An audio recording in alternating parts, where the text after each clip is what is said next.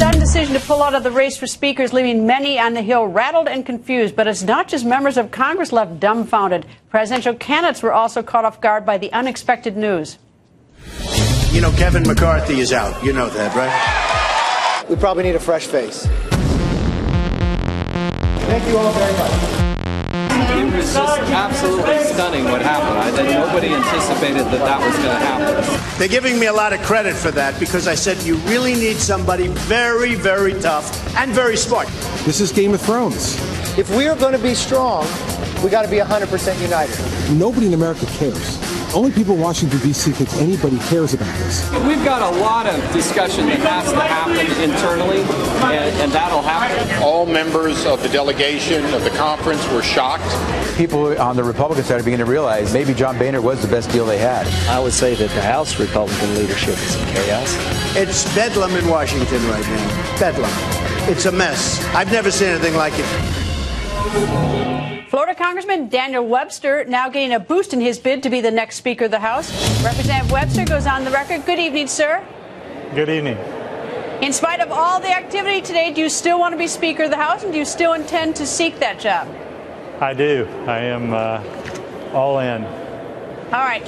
Is it fair to say that you're likely to get about 40 votes from the Freedom Caucus? Is that fair to say? You expect that? I think that's true.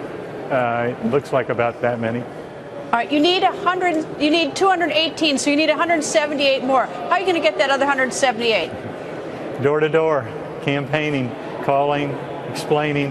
What I'm working on is what I did in Florida, and that is we changed the way government works.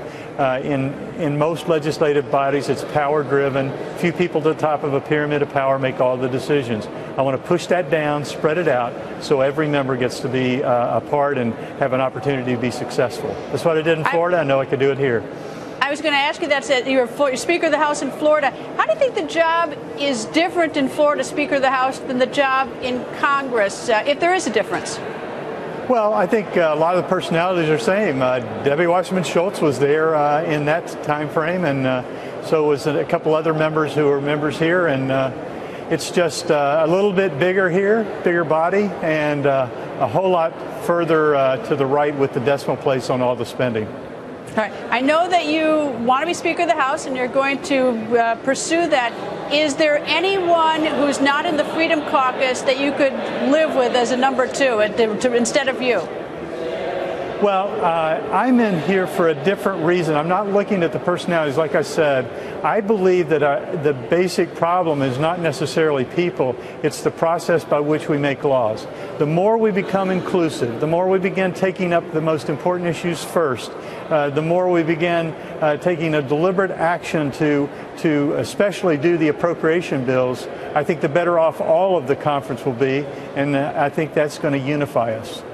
I take it you don't think Speaker Boehner should be the Speaker or Majority Leader Kevin McCarthy, and if I'm right, why do you think those two should not be Speaker?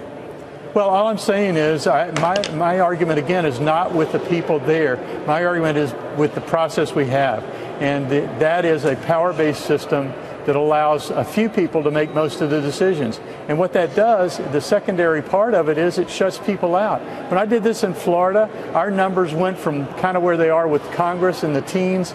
They flipped right side up, and the public noticed our numbers were over 50% favorability. All right, the election for Speaker has been postponed. Can you put the feet to the fire and get an election date for Speaker?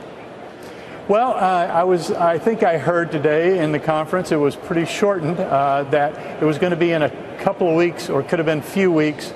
And so I think the time is still going to be upon us. And so we got to get out and do the best we can. I've already talked to a lot of the members, and I've just got to talk to more. Congressman, thank you very much for joining us. I hope you'll come back as we continue to cover this election for the Speaker of the House. Thank you, sir. Great to be on. Yeah.